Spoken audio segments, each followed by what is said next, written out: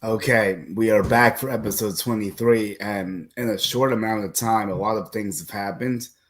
A lot of negative stuff on the Yankees, and a surprising thing out of Boston, which everyone knows about by now, that took everyone's Father's Day and turned it on a complete tizzy.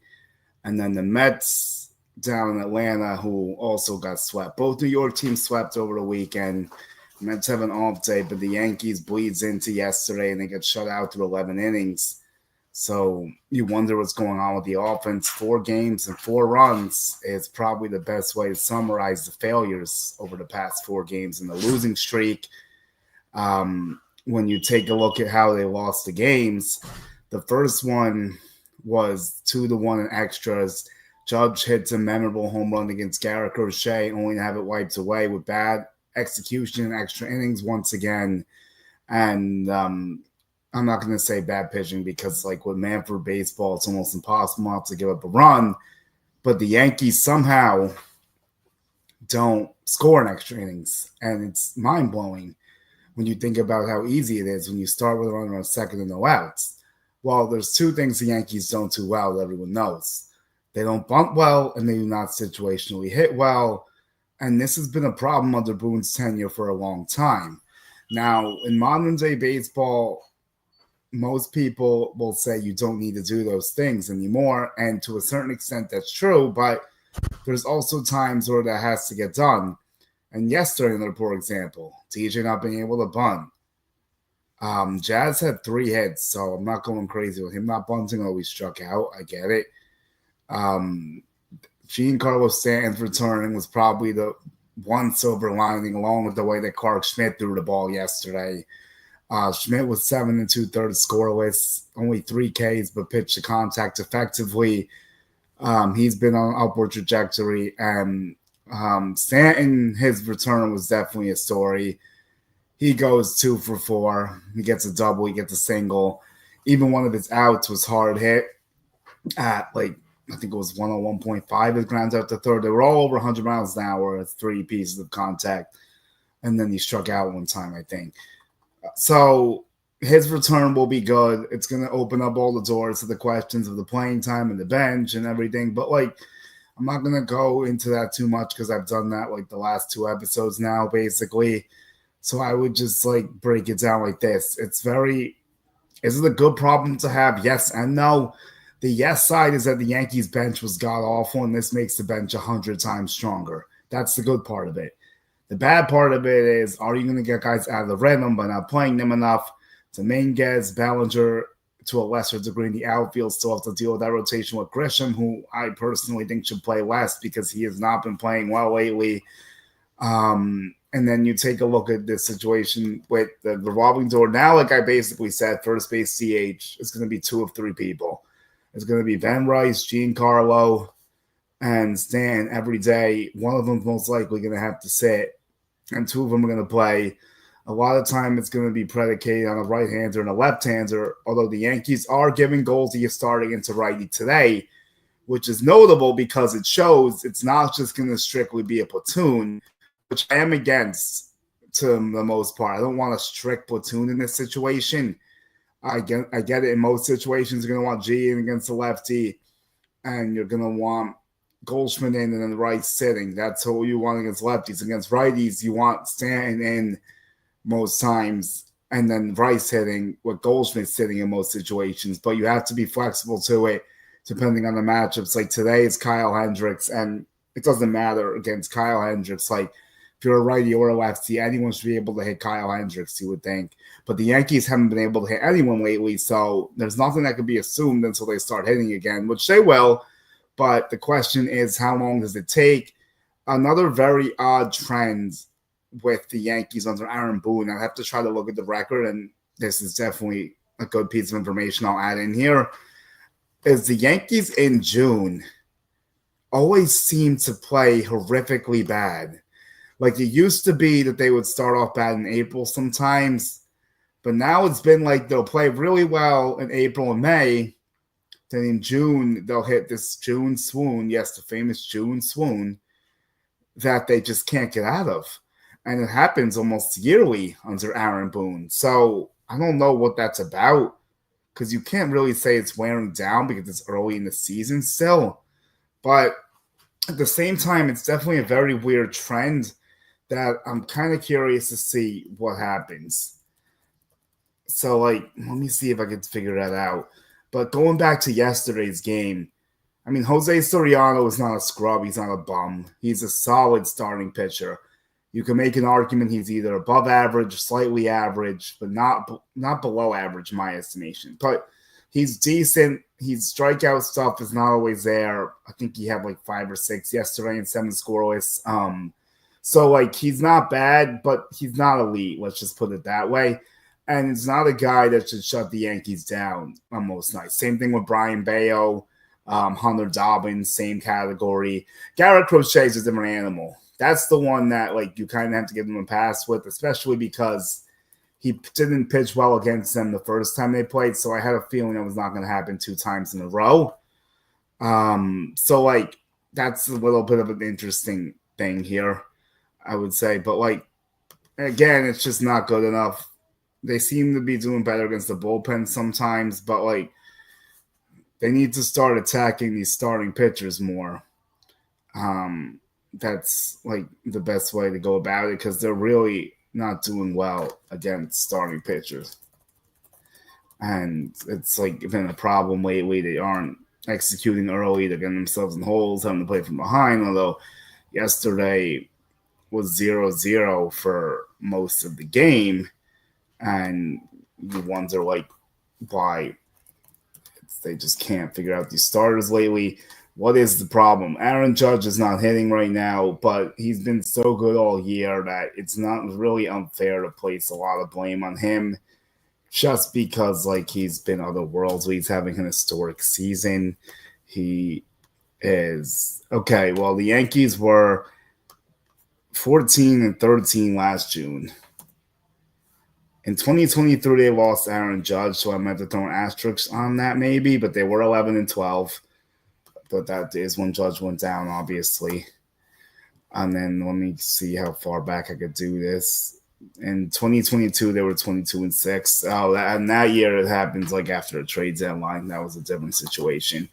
2021, they were. It's not going to show it, I don't think. I don't know if I could get that far. I mean, let me see here.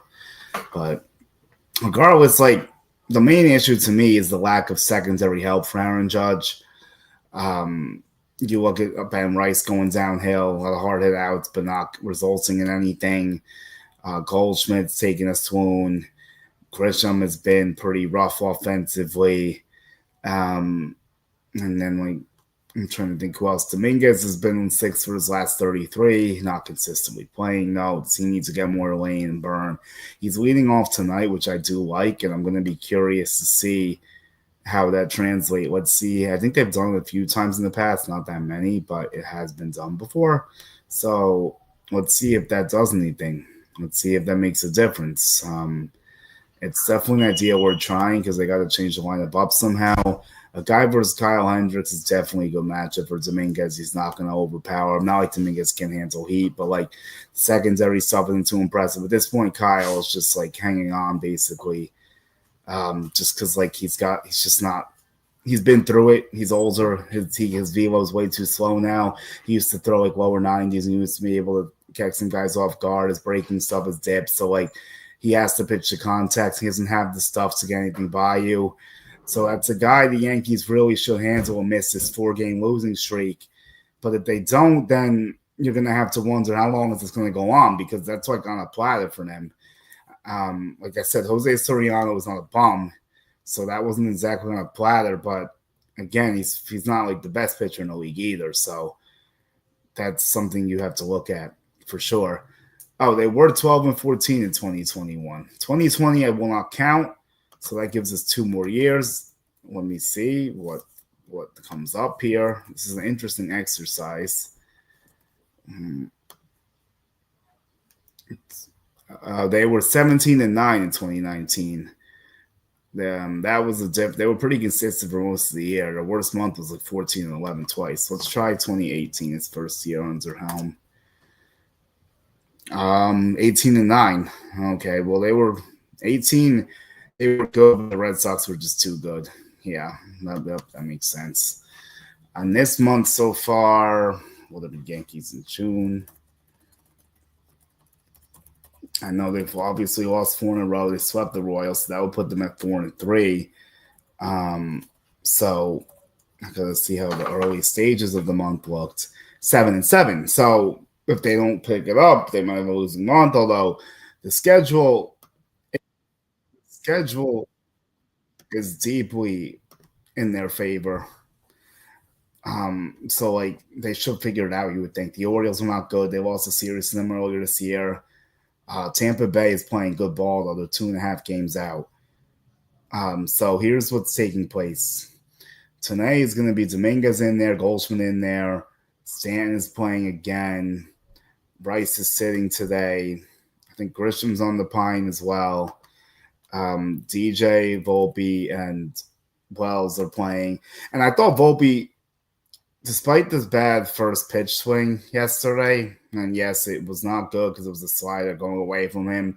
It's not a pitch you want to swing out with the bases loaded, and he was 0 for 4 yesterday, so people are obviously unhappy. But I thought he swung a decent bat at Fenway. Austin Wells was starting to heat up a little bit. A few outs. He had one ball that was almost gone at Fenway. They just missed a little bit. There is another move I got to get to. So really, Stanton and Jazz were the offense yesterday at 5 hits. Aaron Judge had a hit. Ben Rice had one, and Grisham. But he was 1 for 5. So the Angels had Christian Moore hit his first hit for a triple. Judge tried to make a diving stop. It was a do-or-die situation. Fernando Cruz came in, cleaned up the mess. And then extras, they got a huge shot by Noah Shanuel for Weisiger, who was pitching. I think he still pitched well. I mean, it's Manfred rule on second, so that's not even a run on his end, and it was a cue shot, not like it was scolded off him. So I think Weisiger did good last night. Devin Williams danced around danger and under 0. That's the most important thing there. So to me, here we go. The Yankees did make a good move yesterday. They DFA'd Pablo Reyes. That was overdue. It was a long time coming. I don't care about the theatrics in Kansas City with the base running where he scored the only run. The guy was not a good baseball player. He did not belong on the roster. He was on the roster because of injuries. He was really bad. I'm not even going to bother to read his stats. It's a disservice to him. And he didn't get that much opportunity, but not like he warranted any of it. So Stanton takes his spot as people were hoping for. But it does leave the Yankees really. This is where we get to like deadline stuff and Devers, and I'll cross over to Mets and we'll do all that. It leaves them in a situation that they really only have one bench spot left to fill, and that's Oswald Peraza. Peraza, unfortunately for him and the Yankees, has not hit the major league level at all, really. He has a negative WAR, I think, or close to 0 on Fangraphs. His defense is good, but it's not enough to carry him at this point. At this point, he's the 26th man. Well, his WAR is 0 now in reference, but he's hitting 160 and 106 at bats. OPS 538, 11 RBIs, no stolen bases, which is actually more surprising considering how fast he is. On base 246 and slug 292. At some point, he's going to run out of time. It's not meant to be for him with the Yankees, unfortunately. They probably should have traded him a while ago. They should have got a lesser return than they wanted. It would have been better than what they're going to be faced with now. Could they even trade him at this point? I don't know, because now there's really no flexibility left because everyone knows he's the last guy in the roster. And if he gets dealt right now, there's no one to replace him. The Yankees do not have an infielder in their system. That's another issue this year. George Lombard is great, but he's in Double-A and he's 19 years old. That's not this year. I don't care if anyone wants to say it's this year. It's just not going to happen. Could he get to Triple-A late in the year? Maybe, but he is not going to be a New York Yankee in 2025. It's ridiculous. It's outrageous. You can't rush him because of a hole created in the Major League roster. So, to me, like, I don't know how much more road Peraza is going to get. Does he survive until the trade deadline? Maybe, but I'm not fully convinced because I did hear they were trying to deal him. Vivas would be the guy to come in, but he was not anything to write home about either in a short stint. Does his bat have more potential? Does he have a better approach offensively? Yes, but Peraza's a much better defender. Is Vivas' bat enough of a gap to make up that difference? I'm not sure yet. You would think it should be, but that's really the only thing left for them to do is trade for a third baseman or second baseman and put LeMahieu on the bench. I do not want LeMahieu starting playoff games. I do not buy what's going on. He's starting to switch a little bit. Yesterday, he was not good. His situational hitting was really bad too, that was the one thing he used to be good at. But right now, I mean, he's doing okay. And I will say okay. Literally average, 79 at-bats, 2 homers, 253, 9 RBI. On base, 344 is actually pretty decent. And a 699 OPS, which is 98 plus OPS, which is nuts. The league average is dropping like crazy. So he's an average hitter right now. Keyword not right now. Can he figure it out again? He did play okay against the Red Sox in certain situations, but nothing too great, really. Well, there was one. No, there wasn't a bomb. That was the other game. Sorry about that. There was one game he should have been kind of hit, but they called it foul, so his numbers look a touch better. Look, LeMahieu, to me, is not what the Yankees need in their starting lineup right now. They need to do better. If the Yankees want to win a World Series, which I'm not convinced they can do, and I'm going to get to that too before I do my little switch now, he can't be starting in the lineup. He just can't be.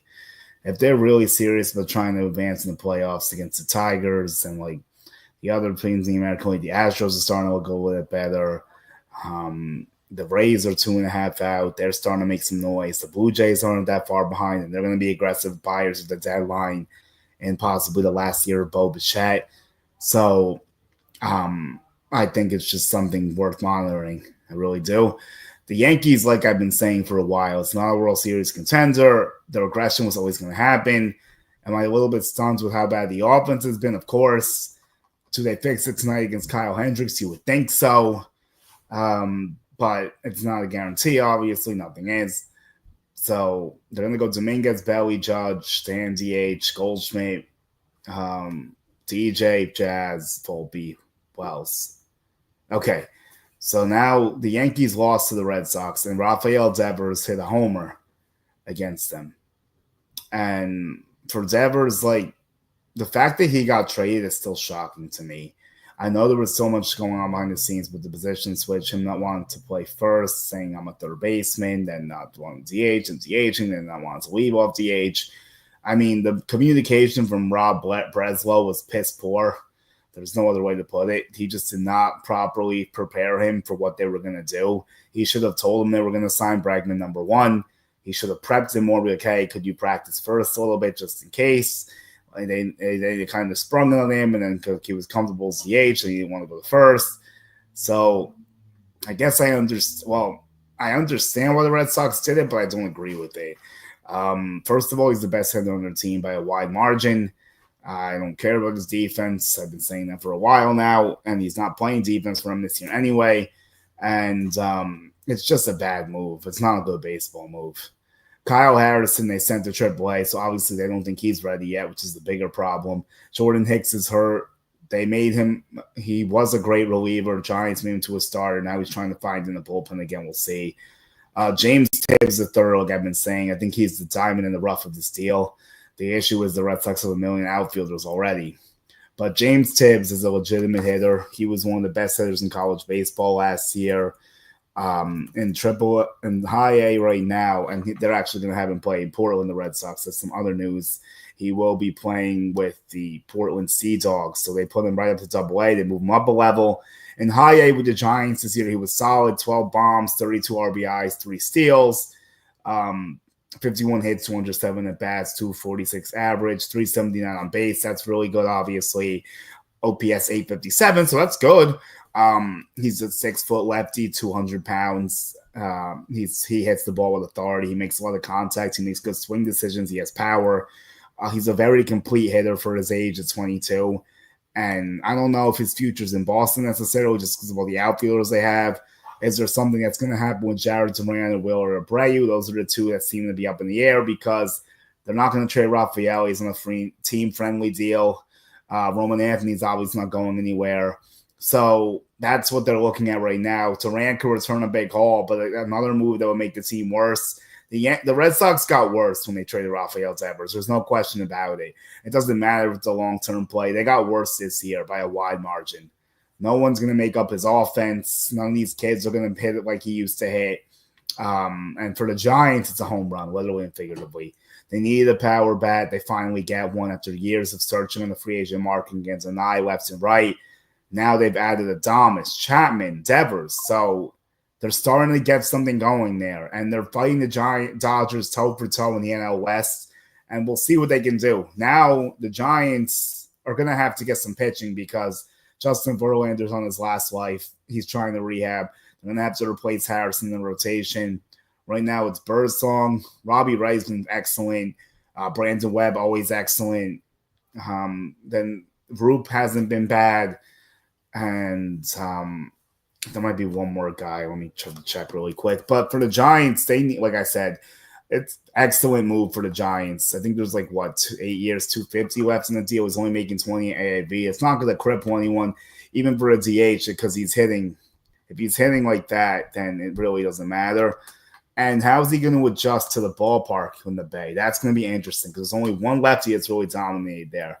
Everyone knows his name, and there's, of course, Barry Bonds. Barry Bonds was on hand today, fittingly enough, for the press conference for Rafael Devers. I thought that was really cool to see. And the other thing that Red Sox fans are not going to like, he took a jab for sure by saying that he's willing to play any position the Giants want him to. So with that, I mean, it just comes down to him not wanting to be a good soldier. I think he would have been willing to play first for Boston if they had told him, we want you to play DH and first maybe, but you're just going to DH. And the other problem is that I'll give him credit for, and this is the one slight pass I'll give the Red Sox here, is that Chaim Bloom is the one that signed Devers and said, you're going to be our third baseman. Craig Breslow obviously did not agree with that decision. That's why they signed Bregman. And when you can get a player like Bregman, you get a player like Bregman, but it disrupted a lot of things in there. They were playing bad for a while. The reason why it's also a terrible move is the fact that, first of all, one of the top reasons for doing it is saving money, but they signed the contract. They agreed for that contract. This is the stuff I don't understand. Why are you going to sign a guy long-term if you don't want to keep him long-term? I never understood that. I don't get it. And then the other part is that the Yankees just have been swept by them. They lost 5 out of 6 from them. They had all the momentum from the Yankees. The Red Sox arrow was pointing directly up. Best they've been playing all year. This is maybe they'll take off here, and then they trade their best player. And the rug gets swept out from under them. It's just a stunningly bad move. It's like the Luka Doncic trade in the NBA. It's the best way I could put it. It makes perfect sense. I'm not going to elaborate much on that more. I don't think I really need to. But they did win last night, to their credit. They won 2-0, and Roman Anthony hits his first major league home run. So we'll see if they can keep it rolling. I'm skeptical. I think it's going to hurt them this season a lot. What are they going to do with the deadline? Will they add some more pitching if they don't think Harrison's ready? They definitely need more starting pitching. They need bullpen help. Their lineup is just about as complete and puzzled and too many people as you can already have. So they're not going to add any hitting, you wouldn't think. Maybe a bench bat, but still I'm not even sure where that would fit. So the Red Sox need pitching. We'll see what they do. Yankees also need pitching. Not going to let that go by. The bullpen is in shambles right now. Luke Weaver is getting closer, though. That is some good news for them. JT Brubaker is getting close. I don't know exactly what they're doing. They returned him from his rehab, but I don't know if he's activated yet. But he can't go to the minors, and I guess his rehab time ran out. So how are they going to play that? I don't fully know. But at the same time, we'll see what they want to do with him. He might be an option to a spot start. He might pitch out of the bullpen in certain situations. I think it's a guy that the Yankees should at least have in their bullpen. They have to mix up some looks there. Scott Efros, I think he got sent back. I'm pretty sure when they activated Cruz. No, sorry. It wasn't Cruz. It was No, it was Cruz, I think. So they sent him. Oh no, I'm sorry, that was Bruder Baker. They haven't announced the move yet, I think. But Ed Frost, I think, did go back down. I'm gonna look at the active roster now, just double check. But more importantly, like when you take a look at the situation with that, the Yankees bullpen is just not good enough right now. Ian Hamilton is a shell of himself. Like Fernando Cruz is fine. He pitched well yesterday. So like that's positive for them. Devin Williams getting better. Loizaga getting better. Jay Cousins out for the year with Tommy John. There's the big blow. That's why they need to address their bullpen in a little bit. But we'll see how they want to handle that, I guess. My computer's being slow, unfortunately. 45 texts.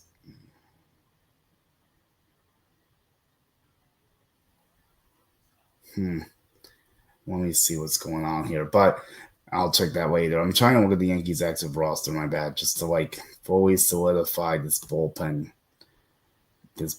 situation. Oh, Efros is still up actually. I guess because they couldn't activate Brubaker yet. Yeah, this is a problem. Efros is not ready to pitch in the majors right now. Ian Hamilton, like I said, is not pitching well. Tim Hill is okay. Yeri De Los Santos, I think, is getting underappreciated. He's been good, 183 and 19.2 innings. I think he could stick. So I think the next two guys, definitely Efros for Brubaker, possibly. And if they want to bring in someone else, Hamilton should probably go down. So the guys that are staples to me are Tim Hill, Mark Leiter Jr., Fernando Cruz, Jonathan Loizaga, and Devin Williams. That gives you 5. When Luke Weaver comes back, that's 6. So the Yankees have room for at least 2 bullpen moves. I think they need a righty and they need a lefty. Starting pitching, again, I still think they need a starting pitcher here just because Yarbo, like I'm still not going to fully believe in. I just don't buy it through the course of a full season. The last time he pitched this many innings, which I'm also going to get to, he hasn't pitched this many innings since potentially 2021. He threw 155 innings. Last year, he threw 98. So are they going to want him to go up to 150 this year? I don't think so. Will Warren has been getting better. I'm a big fan of Will Warren. It's just come crunch time in the postseason. Is he going to be tired? Is he going to be available? Does he go to the bullpen? Like, they need there's 3 starters right now. It's Clark, Rodon, and Fried. And not in that order. Fried, Rodon, Clark is the order. And then the 4th, you're going to see you have a Luis Hill, but that's not until after the All-Star break, maybe even August at this rate. They're going very slow with him as they should. And then that's like really all you have. So they need another starting pitcher. They need 2 relievers. They need an infielder. That's the 4 moves the Yankees need to make. Maybe even minimize those with one team, give them 2 of those things, maybe go 2-2. I don't know. We'll see. And is Spencer Jones a guy to be traded? I mean, you never know. I think that would be the Yankees' best trade trip, assuming LaGrange and Lombard Jr. are off the table, which they should be. So now the Yankees are going to have Warren pitch tonight against Hendricks. They'll also have Rodon throw the ball. I think he throws Wednesday, I want to say. And then the Angels have Thursday is Tyler Anderson. Let me see what tomorrow brings. Tomorrow brings it's Yarbo tomorrow. Yeah, I guess are they skipping Rodon? Rodon's Thursday. Okay. So it's Yarbo versus Kalkanowicz tomorrow for the Angels. That should definitely be in the Yankees' favor, I would say. So I feel like the Yankees should win the next 3 games, but will they? I don't know. If they lose all 3, that's a disaster for them. If they go 2-2, it's not ideal, but not in the world. But they need to win at least 2 of these next 3 games, in my estimation. Otherwise, they're in danger of being behind the Rays sooner rather than later, especially if they don't figure it out against Baltimore. Well, if the Yankees don't, because the Rays will handle Baltimore most likely. So now I'm going to close down with the Mets. There is a lot of stuff going on in Mets world, too. They get swept by the Yankees' rival Rays, which is also part of the reason why the Rays are on the Yankees' heels right now. And they did not have a good series. They didn't pitch well. They didn't hit well in big spots. They got beat up pretty good by Tampa Bay. They were up 5-1 one game, and then they pulled Clay Holmes too early, and disaster struck. Paul Blackburn's didn't have it. He's unhappy about his role. Does he get a chance to start now? That McGill is going down with an elbow issue. That Senga has his issues. They don't think Montas and Manaea are ready yet still. I know Memphis officials are hoping Montas shows up better in his next start so they can roll him up to the big soon, but they're not there yet. So we're going to have to see how that shapes up. And there's a lot of concerns with Montas right now. He looks very far away from being ready to pitch in the major leagues. Manaea is probably way closer than him. I don't know if the timelines will be that way, but I feel like Manaea is ready to pitch. So that's something I'm looking into. And then today they're supposed to play the Braves, but it's a rain issue. This weather's been a nightmare even down in Atlanta. It's Schwellenbach for the Braves and Peterson for the Mets if they do play today. And the Mets need to win. I think it's a 3-game set. The Mets in at least 2 out of 3 against the Braves. Further put distance behind them at 13 games. Don't give them any inkling or hope they can come back. They get swept, so then it's only 10 games. That's probably how they should play that. So 18th, we'll see what the Mets matchup is because hopefully the weather's better tomorrow for them. So the 18th, it's going to be, if it'll open up, that would be great. It's going to be Blackburn. So Blackburn is going back in rotation. So I'm sure he'll be thrilled. And then Chris Sale, that's probably advantage Braves. Today is like a close one. Schwellenbach's good, but so is David Peterson. Tough to give an advantage to either side on that one. And then Thursday will be the finale down in Atlanta. And it's Combs versus Strider. I would still say advantage Strider there, as you saw what he did last week against the Rockies. And Clay might be coming down to earth a little bit, although he did pitch well against the Rays. A lot of people want to see the Mets call up McLean to make the spot start on Friday. We'll see if they do it. The Phillies are breathing down the Mets next a little bit. So that's something to watch for. I think it's actually similar to the Yankees situation right now. If it'll National League, just 2 games. So, and the Phillies are playing the Marlins, so that's going to become an interesting race. The Mets and the Phillies could go down to the wire, could go down to the last week in the season. I kind of figured it would go that way. Both teams are very, very good, and both teams should be playing in October. Now, to close down this Mets stuff, I mean, Soto is playing better, yes. Did he have his best series against the Rays? No. McNeil's showing up again, I think. I know Brett Beatty is also dealing with an injury day to day. We'll see how he looks. But yeah, McNeil has a 1.4 B WAR. He's starting to figure it out. 7 bombs. He had 2 hits in the Rays series. No homers, but overall he's looking good. So yeah, Lindor probably has to pick it up still. You wonder how much that injury is really affecting him. He hasn't hit a homer in a while, so I'm curious to see if he can get some of his power back. Pete Alonso surpassed him by a lot with that. So, yeah, it's been a little while for Lindor. We did have 3 hits against Tampa Bay. Nimmo is starting to pick it up a little bit too. Figured he would, only a matter of time for him. So, yeah, that's what the Mets are looking at. Well, my final closing thing is that the Mets, there is some interesting info out there that the Mets apparently tried to make a play for Devers, but they didn't want to retain all his salary, and they were only willing to pay 75%. So that's exactly what I would say with that. So the Mets, I'm trying to see what they wanted to do here. It's an interesting trade. Let me see if I can pull it up. I don't think it was ever going to happen, though. I think they the Giants offer better. It's not like they put in any crazy players. Could the Mets make a deal for Duran down the line? I think it's possible. I think the Padres are in a better position to do that.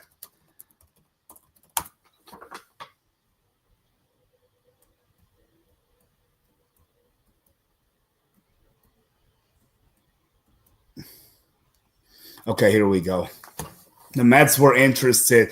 This comes from I am James Stewart on Twitter. The Mets were interested in Devers and maybe Chapman, but the Mets were only willing to pay 75% of Devers' contract. The potential return might have included Brandon Sproat, Tong, McLean, Morbido, and or Brady. So I don't know if that's better than what they ended up getting, because like I had Jonathan Mayo on. He's not really sold on Sproat. He's a big prospect guy. There was the possibility of him possibly going to the bullpen. We're not sure yet. I just think, like, could the Red Sox have gotten a better deal to close this thing down? Yeah. Should they have shopped him more aggressively with other teams? I mean, probably. Was his contract a bigger issue than people realize because he's kind of a DH? Maybe. But he is one of the best hitters in the sport. And Tong is and Sprout are the top 2 or 4 prospects. So maybe.